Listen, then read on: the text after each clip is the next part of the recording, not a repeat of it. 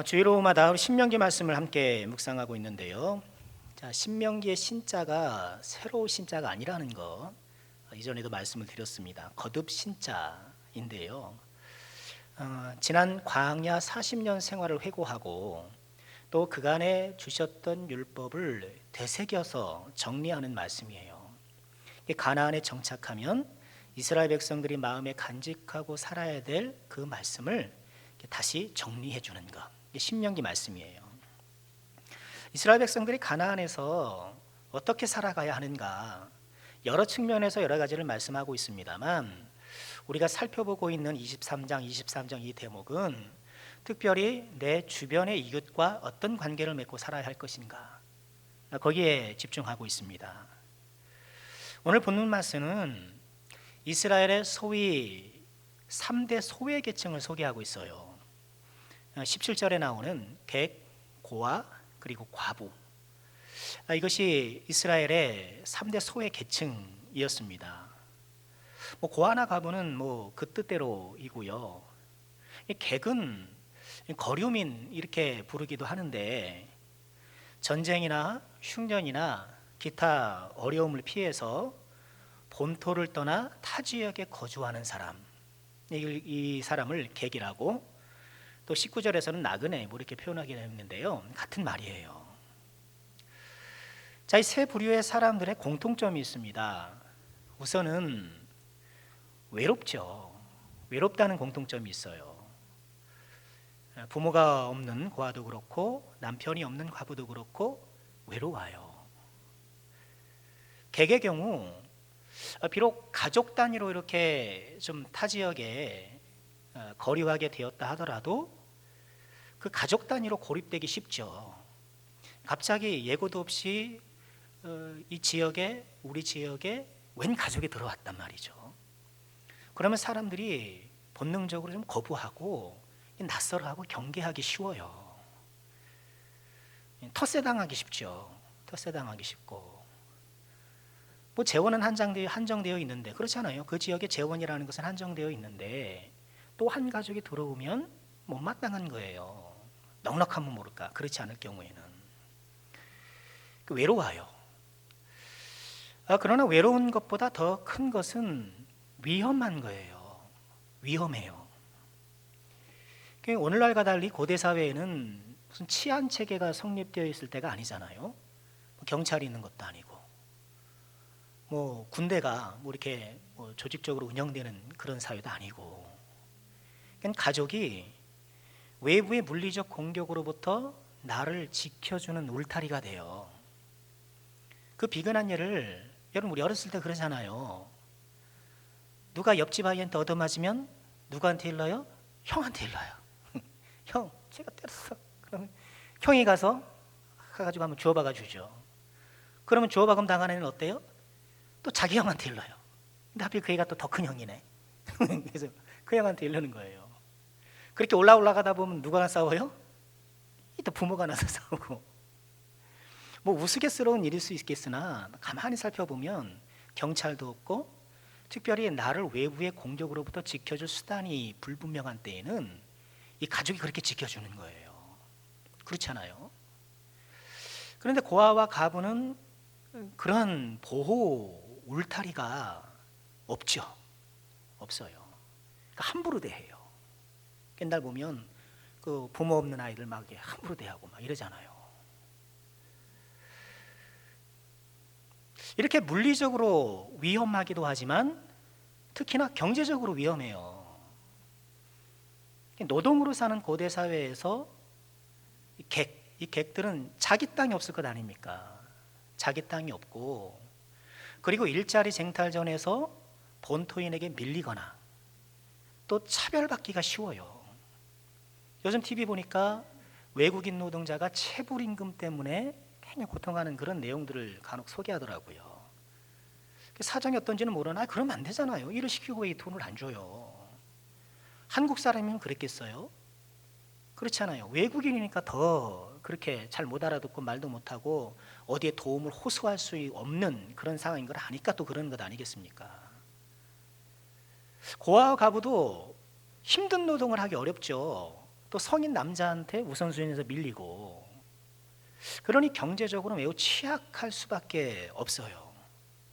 하나님께서 이스라엘 백성들에게 너희들과 함께 있는 이 3대 소외계층에 특별히 관심을 가지라고 말씀하시는 거예요. 자, 그러면 어떻게 도와라고 말씀하셨을까?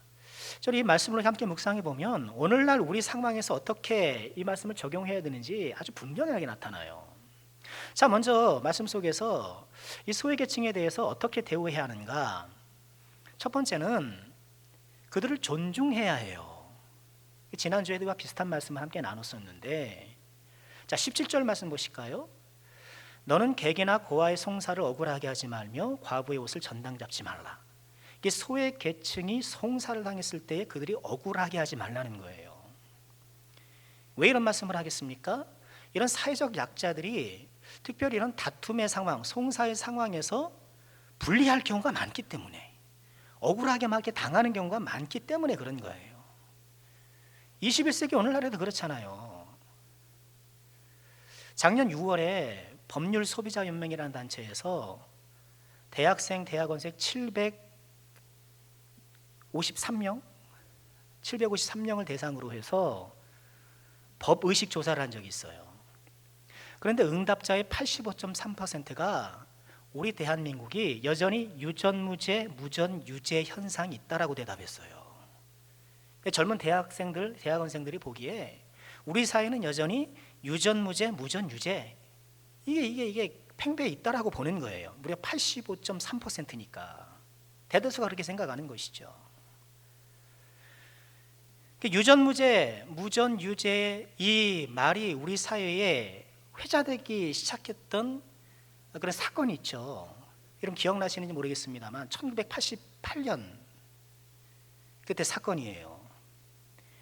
영등포 교도소에서 당시 공주 교도소로 이렇게 죄수들을 이송해 가는데 그 가운데 25명 중 12명이 탈주를 합니다.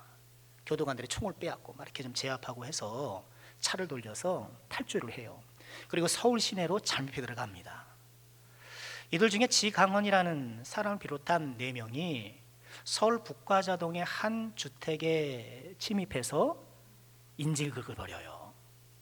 그리고 그 인질극 상황이 전국의 TV로 생중계됐죠. 그 사람들이 이렇게 탈주극을 또 인질극을 벌인 이유는 있는 사람은 큰 죄를 지어도 작게 벌을 받고 자신들처럼 없는 사람은 비슷한 죄를 지어도 큰 벌을 받더라는 거예요. 여기에 불만과 앙심을 품고 그렇게 범행을 저지른 거예요. 지강헌이라는 이 사람은 당시에 560만 원을 절도한 혐의로 이제 붙잡혀서 재판에 넘겨졌는데, 당시 뭐 물가를 생각하면 560만 원이 결코 적은 돈은 아니잖아요. 그런데 동정 전과가 있다는 이유로 징역 7년에 보호감호 10년을 받아요. 이 보호감호는 지금은 없어요. 2005년에 폐지되었거든요. 징역을 마친 사람이 사회 적응을 하는 그런 기간을 가져야 한다는 그런 구실로 또 다른 형태로 감금하는 거예요. 그러니 이제 징역 7년, 보호감호 10년은 17년을 받은 거예요. 반면 그 무렵에 76억 원의 공금을 횡령했던 전경환, 누군지 아세요? 소통령, 당시 소통령, 리틀 대통령을 했던 전두환 동생이란 말이에요. 새마을운동의 중앙회인가 뭐 거기에 이 사람 대표로 있으면서 76억을 횡령한 거예요. 그럼 1988년에 76억이면 얼마예요? 얼마? 제가 신문을 찾아보니까요, 뭐 정확한 건지 모르겠습니다만 1988년 물가와 2015년 물가를 비교한 게 있더라고요. 왜냐하면 2015년에 응답하란가 뭐 그런 1988인가 그 드라마가 있었잖아요. 그때 무려 그런 기사더라고요. 대치동의 은마 아파트가 당시에 5천만 원이었다라고 얘기해요. 근데 제 생각에는 그게 시가보다는 공시가가 아닌가 생각이 들어요. 야간. 그렇으니 76억이면 어마어마한 돈인 거예요. 그렇게 큰 돈을 도둑질을 했는데 17년 선고를 받은 거예요. 나는 560만 원을 도둑질을 해서 17년을 선고받고, 저 인간은 76억 원을 횡령했는데 7년 선고를 받고, 억울하다 이거예요. 억울해요. 그나마다 그것도 다 살지 않고 3년 6개월 만에 나왔거든요. 유명해요. 그 사람 재판받고 나오면서 사진기자를 향해서 사진기자를 향해서 이랬다니까요. 부의한 거예요. 세상 조롱하는 거죠. 속 터져요. 29만 원밖에 없다고 그러고 세상 조롱하는 거예요. 그러면 분개해야 돼요. 그런 거 보고 29만 원밖에 없다고 다 그러면서 뭐 골프장 다니고 막 그러잖아요. 정신 나간 거예요. 자, 이런 것에 불만을 품고 지강원 일행의 탈주 인질극을 벌였고, 그 결과 그 2명이 자살을 했어요. 권총으로. 그리고 지강원 이 사람도 유리로 자기 몸을 자위하다가 진압하는 사람들의 총을 맞아서 죽고 말고, 또 나머지 1명은 붙잡혀서 형을 살았다고 해요. 그때 그런 사람들, 그 사건, 전국적으로 생중계된 그런 상황을 바라보면서 많은 사람들이 떠올렸던 그 한자어가 유전무죄, 무전유죄였던 거예요. 자, 이런 것이 이제 오늘날 우리가 살아가는 사회에도 여전하다라고 다 보는데, 하나님께서 이미 수천 년 전에 이런 것들을 방지해 놓고 계셨다는 것은 참 대단한 거예요. 그렇게 하지 말라는 거예요. 사회적 약자라고 해서 도울 사람 주변에 없다고 해서 그들을 억울하게 하면 안 된다. 공정하게 대해야 된다는 거예요. 또한 하나님이 이렇게도 말씀을 하셔요. 출애굽기 23장 3절에 보면 가난한 자의 송사라고 해서 편벽되이 두둔하지 말지니라, 이런 말씀도 하세요. 그러니까 가난하다고 해서 억울하게도 하면 안 되지만, 가난하다고 해서 두둔해서도 안 된다라는 거예요. 재판은 공정해야 된다라는 거예요. 그러니 이 재판이라는 것은 그렇잖아. 이 법이라는 것은 그 사회가 그 사람을 대하는 태도잖아요. 법이라는 게. 근데 이 사회가 그 사람을 대할 때에 그 사람의 물질적 유무에 상관없이, 사회적 지위 고하에 상관없이 그 사람을 공정하게 대하라는 거예요. 그러니까 우리도 어떻게 해야 돼요?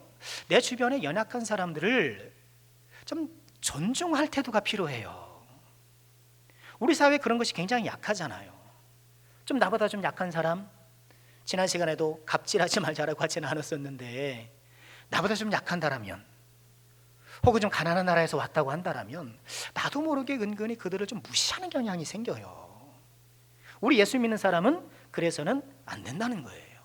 왜? 모든 사람이 그 사람의 또 외모와 상관없이, 그 사람이 갖고 있는 인적 자원의 조건과는 상관없이 하나님의 형상이기 때문에, 하나님의 형상으로서의 존엄함을 그들이 가지고 있기 때문에 어떤 사람을 만나더라도 우리는 그들을 존중하고 또 그들을 귀히 여기는, 그런 소중히 여기는 그런 태도를 가져야 한다는 거예요. 함부로 말하고, 그죠? 또 멸시하고, 겉으로는 막 신사인 척하지만 속으로는 아이고 저렇게밖에 못 사네, 그러지 말라는 거예요. 하나님의 형상으로 알고 마음으로부터 진실되이 존중하는 것. 자, 두 번째, 오늘 말씀을 통해서 이런 3대 소외계층으로 대표되는 이런 약자들을 어떻게 해야 되는가, 그들을 도와야 한다는 거죠. 오늘 말씀의 또 핵심은 그거예요. 인격적으로 그들을 존중하면서 실제적으로 그들을 도우라는 거예요. 자, 19절부터 21절까지 그 돕는 내용을 한번 보실까요? 내가 밭에서 곡식을 벨 때에 그 한 뭇을 밭에 잊어버렸거든 다시 가져오지 말고 나그네와 고아와 가부를 하여 남겨두라.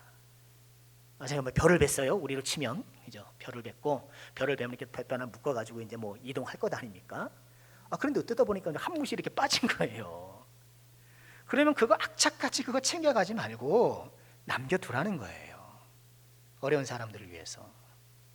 또 20절에 보면 내가 내 감람나무를 떤 후에 그 가지를 다시 살피지 말고 그 남은 것은 객과 고아와 가부를 위하여 남겨두라. 우리를 치면 감람나무 있어요? 댁에 감람나무 있으세요? 없어요?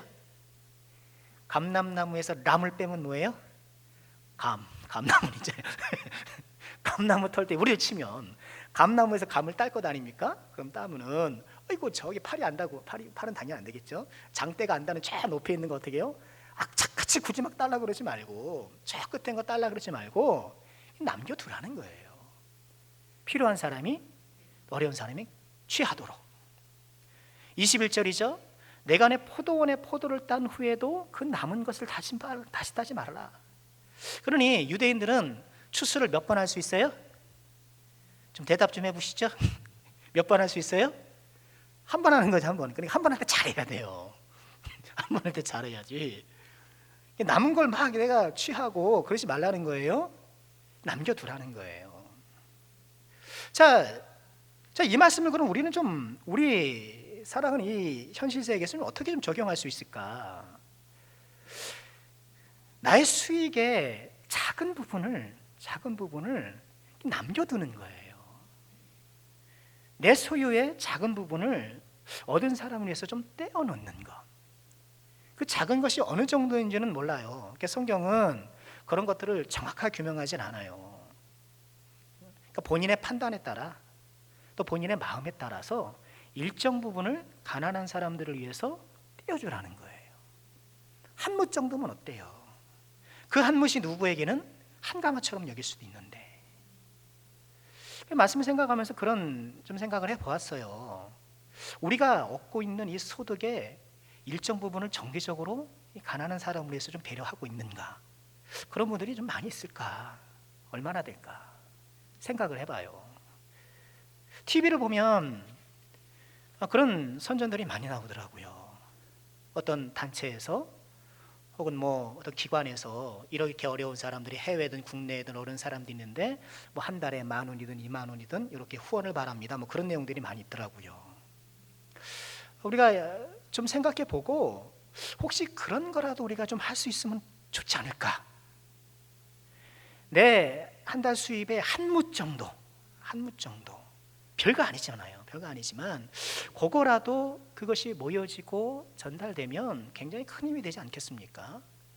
그런 단체들에 대한 좀 회의적인 그런 의견들도 없진 않아요. 그 사람들이 막 거기서 또 이제 일하는 사람들이 있고 하니까 실제로 가난한 사람들에게 가는 거는 많지 않다. 뭐 이런 얘기도 있긴 하는데 그건 뭐 그 사람들의 정의 문제고 공의의 문제고 우리는 그렇죠? 우리는 그것이 우리가 사용할 수 있는, 우리가 활용할 수 있는 방법이 아닌가 싶은 거예요.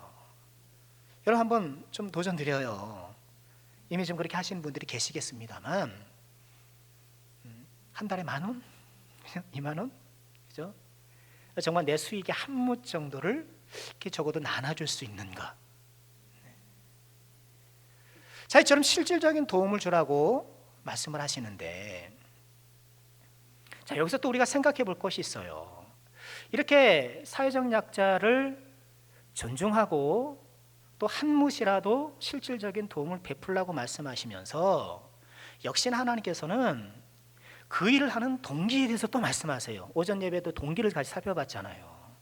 그러니까 하나님은 어떤 일을 할 때에 그 일을 하는 동기를 말씀하실 때가 많아요. 왜 그렇게 해야 되는가? 왜 그런 걸 해야 되는가? 또 물론 모든 사안에서 그렇게 말씀하시는 건 아니에요. 어떨 때는 특별히 설명하지 않고 말씀하실 때도 있어요. 음식법이 그렇잖아요. 어떤 거는 먹고 어떤 거는 먹지 말라 그러는데 먹어야 될 거 먹지 말라 할 것을 이렇게 지정해 주셨지 왜 그런지는 설명을 안 해주세요. 그러니까 어떨 때는 우리가 하나님을 전적으로 믿고 신뢰하고 순종해야 될 부분이 있는 반면 또 어떤 부분에는 하나님께서 우리를 설득해 주세요. 설득의 과정을 통해서 우리가 더 자발적으로 하나님 앞에 순종할 수 있도록 인도해 주시는 거예요. 하나님 말씀 가운데 우리가 전적으로 순종해야 될 것들, 때로는 하나님께서 제시해 주신 설득의 방법을 쫓아가서 우리의 마음을 일으키며 순종해야 될 것들, 그런 것들이 있는 거예요. 자, 왜 하나님께서는 이렇게 그들을 존중하고 작은 무시라도 그들을 섬겨야 할 것이라고 말씀하시는가? 18절 보실까요? 너는 애굽에서 종되었던 일과 내 하나님 여호와께서 너를 거기서 속량하신 것을 기억하라. 이러므로 내가 내게 일을 행하라 명령하노라. 또 22절에 비슷한 말씀이 있죠. 너는 애굽 땅에서 종되었던 것을 기억하라. 이러므로 내가 일을 행하노라 명하노라. 같은 말씀이죠. 애굽에서 네가 있었던 처지를 좀 기억하라는 거예요. 애굽. 여러분 애굽에서 어땠습니까? 애굽에서 이들은 개기요, 고아요, 과부예요. 이들은 외로웠고 이들은 매우 위험했었어요. 아무도 도와주지 않아요. 생각해 보십시오. 지금 이스라엘 백성들이 출애굽할 때의 인구가 민수기에서 헤아려 보면 남자만 60만 명이 돼요. 근데 60만 명이라는 거대 민족이 애굽이라는 이 제국 속에 객으로 갇혀서 계속해서 노예 생활을 하면서 고통을 당하는데 아무도 그들을 도와주질 않아요. 아무도 그들을 도와줄 수 없어요. 이게 굉장히 힘든 상황이고 슬픈 상황인 거예요.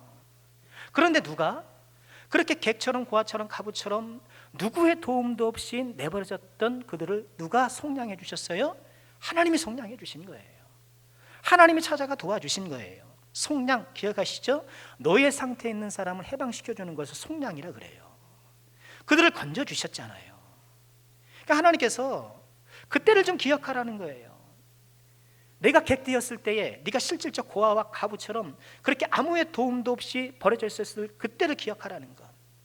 그리고 그때에 하나님께서 너에게 찾아오셔서 은혜 베풀어 주시고 구원해 주셨던 것을 기억하고 그 은혜와 사랑이 내 마음의 동기가 되어 너 또한 그런 처지에 있는 사람에게 사랑을 베풀라는 거예요. 하나님께서 우리에게 은혜를 주실 때에는 그 은혜가 어떻게 해요? 그 은혜가 우리 가운데에 정체되어 있는 것이 아니라 은혜는 흘러야 돼요. 은혜는 언제나 흘러야 합니다. 내가 은혜를 받으면 우리는 그렇게 할 줄 알아요. 내가 받은 은혜를 흘려보낼 줄 알아요. 근데 그걸 좀 조정을 해야 돼요. 어떻게 하느냐면 우리 문화는 기브 앤 테이크가 아주 잘 정착이 되어 있잖아요. 그래서 내가 누구 큰일에 가면 그렇죠? 거기에 내가 이제 기부를 하고 또 나의 큰일에 그 사람이 나를 기부해줘. 기브 앤 테이크가 굉장히 잘 되어 있어요. 그런데 그렇게 하는 것은 뭐 나쁜 것은 아닌데 하나님의 은혜는 그래요. 하나님의 은혜가 동편에서 나에게 오면 내가 받아 그것을 서편으로 흘려보내는 거예요. 내가 이 사람에게 동쪽에서 온 도움을 그 사람에게 주는 것이 아니라 그 받은 것을 이쪽으로 흘려보내는 거예요. 그래야 하나님의 은혜가 더 많은 곳에 흘러가기 때문에 하나님은 우리에게 은혜를 주시되 그 은혜가 나를 통하여서 흘러가기를 원하세요. 당신은 하나님의 축복의 통로. 우리가 그 노래를 하는 게 뭡니까? 말이 좋아서 노래하는 것이 아니라 실제로 우리가 통로거든요. 계속해서 우리 모두가 통로가 되고 나를 통해서 전달 은혜가 점점 전달되고 확장되어 나가는 것, 이게 나를 통해서 은혜가 흘러가야 돼요. 자, 이렇게 하나님께서 말씀해 주시면서 뭐라고 약속해 주십니까? 우리 19절 말씀 보실까요? 내가 밭에서 곡식을 벨 때에 그 한 뭇을 밭에 잊어버렸거든 다시 가져오지 말라. 즉 우리가 같이 나누는 것에 따르면 한 뭇이라도 도와줘라. 나그네와 고아 가부를 남겨둬라. 그리하면 내 하나님 여호와께서 내 손으로 하는 모든 일에 복을 내리시리라. 할렐루야. 참 너무 감사한 말씀이죠. 하나님께서는 우리가 이렇게 작은 한 뭇이라도 배려할 때에 그것을 잊지 않으시고 우리에게 갚아주시겠다라고 말씀을 하시는 거예요. 그러니 우리가 이 일을 할 때에는 믿음이 있어야 돼요. 왜 그런가? 우리 형편은 다 뻔하잖아요. 그렇잖아요. 우리 중에 뭐 넉넉해가지고 뭐 그런 사람이 얼마나 됩니까? 우리 교회 재벌 있어요? 재벌? 재벌 손 들어보세요. 재벌. 우리가 뭐 재벌이 있습니까? 뭐 있습니까? 수익의 많고 적음에 따라서 우리는 다 따뜻하게 살아요. 그러니 내가 한 뭇을 남겨놓는 것도 때로는 굉장히 고민될 때가 있는 것이 사실이에요. 그럴 때 우리에게 필요한 게 뭐예요? 믿음이에요. 믿음. 내가 비록 이 작은 한 뭇이지만 이것을 떼어 드릴 때에 하나님께서 채워주시리라는 믿음. 모든 일은 믿음으로 하는 거예요. 계산으로 하는 게 아니에요. 물론 전략적 계산은 필요할 수 있겠죠. 이렇게 좀 우리가 가계부도 쓰고 뭐 전략 이렇게 해야 되죠, 당연히. 그러나 우리가 하나님의 일을 순종할 때에는 순전히 계산만 따를 것이 아니라 이러한 약속의 말씀을 따라 순종하는 거예요. 내 손으로 하는 모든 일에 복을 내리시리라. 하나님이 도와주시지 않겠습니까? 그렇게 작은 한 묻이라도 그렇게 다른 사람에서 남겨놓고 다른 사람에게 섬기는 사람을 어떻게 하나님이 내버려 두시겠냐는 거예요. 어떻게 그런 사람을 하나님께서 어렵고 힘든 경제적 상황에 빠지도록 내버려 두시겠냐는 거예요. 신명기 말씀에 보면 내 손으로 하는 모든 일에 복을 내리신다는 이런 말씀이 세 종류에 기록되어 있어요. 세 종류의 일에. 첫 번째는 대표적으로 신명기 28장 8절의 말씀인데, 하나님의 말씀에 순종할 때, 좀 총체적인 말씀이죠. 신명기 28장은 하나님 말씀에 순종할 때 어떤 복을 주시는지를 쭉 나열해 놓고, 또 불순종했을 때는 어떠한 그런 불이익을 받는가로도 말씀해 주는 말씀인데, 그 가운데 이 말씀이 있는 거예요. 여호와께서 명령하사 말씀에 순종하면, 말씀에 순종할 때에 내 하나님 여호와께서 내게 주신 내 창고와 내 손으로 하는 모든 일에 복을 내리시고 내 하나님 여호와께서 내게 주시는 땅에서 내게 복을 주실 것이다, 이렇게 약속을 하셨어요. 하나님 말씀에 순종할 때. 또 두 번째 경우는 어떤 경우인가? 신명기 23장 20절인데 우리가 먼저 한번 살펴봤던 말씀이에요. 타국인에게 내가 꾸어주면 이자를 받아도 되거니와 내 형제에게 꾸어주거든 이자를 받지 말라. 그리하면 내 하나님 여호와께서 내가 들어가서 차지할 땅에서 내 손으로 하는 범사에 복을 내리시리라. 이자 관련된 내용, 이자 받지 말라는 거예요. 지난 시간에 살펴보았죠? 이게 어떤 내용입니까? 타국인에게 꾸어주는 이자를 받아도 해요. 그러나 내 형제에게, 동족에게 꾸어주거든 이자를 받지 말라고 말씀하셔요.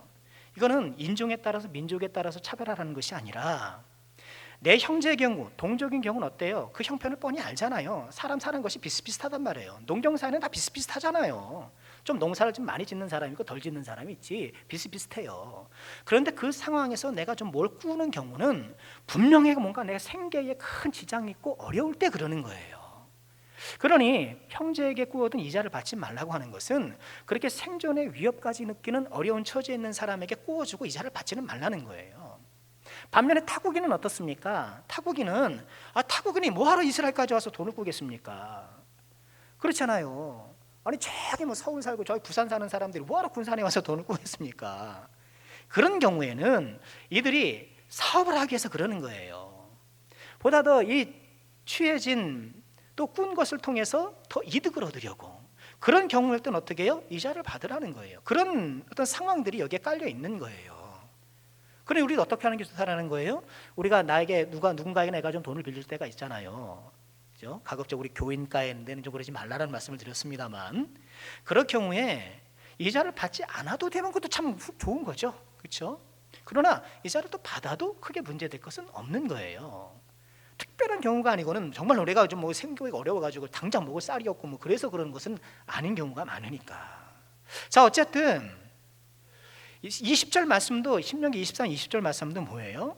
가난한 형제를 배려하고 그에게 작은 유익이라도 주는 것, 그걸 얘기해요.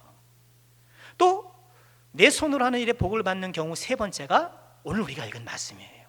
그러니까 신명기에 내 손으로 행하는 일에 복을 주시는 세 가지 경우, 첫째, 말씀에 순종하는 것, 총체적인 것이죠. 이것은. 그러나 구체적으로 보면 이자 규례와 관련해서 가난한 사람을 위로하는 것, 그리고 이처럼 내 수학 혹은 소득과 관련해서 작은 사람을, 연약한 사람을 배려하는, 이런 거란 말이에요. 결국 총체적인 것이 결국 이 두 가지를 포함한다고 볼 때에 결국 가난하고 어렵고 힘든 사람을 한 묻이라도 돕는 그 사람에게 하나님께서 내 손으로 하는 모든 일에 복을 주시겠다 말씀하시는 거예요. 여러분, 이 약속의 말씀 믿으십니까? 좀 대답 좀 해보시죠. 믿으십니까? 믿어야죠. 믿으면 어떻게 해야 돼요? 해요. 한번 순종해 보세요. 믿지만 순종은 좀 나중에. 이게 뭐예요? 믿지만 좀 순종은 좀 있다가. 여러분, 나의 밭에서 얻은 수확의 한 묻이 얼마인지는 모르겠어요. 그렇죠? 손이 크면 좀 더 클 수도 있겠고 작으면 작을 수도 있겠지만, 내 추수밭에 한 묻을 남겨두는 여유, 내 소유의 한 묻을 베푸는 아량과 사랑과 자비. 하나님께서 그것을 기억하신다는 거예요. 자, 말씀을 좀 정리해 볼까요? 요즘 오전 말씀과 오후 말씀이 계속 이렇게 겹치는 것 같아가지고 하나님의 뜻이라고 봐요. 제가 의도하려고 그런 건 아니에요. 근데 그런 말씀을 계속 우리에게 주시네요. 하나님은 우리 주변에 하나님의 은혜를 필요로 하는 사람을 두세요. 그리스도의 이름으로 우리는 하나님의 은혜를 전하는 사람이 되기를 힘써야 할 것입니다. 하나님의 형상으로 지음받은 모든 사람들을 존중하는 것, 이 크리스찬이 가져야 될 마땅한 태도이고요. 비록 한 못 한 움큼 작은 것이라 하더라도 배려해주고 나눠줄 수 있는 마음, 하나님께서 그런 사람에게 손으로 행하는 모든 일에 복을 주실 것입니다. 이 하나님께서 약속해 주신 은혜와 복을 꼭 누리시는 주여 영들 되시기를 주님의 이름으로 축원합니다.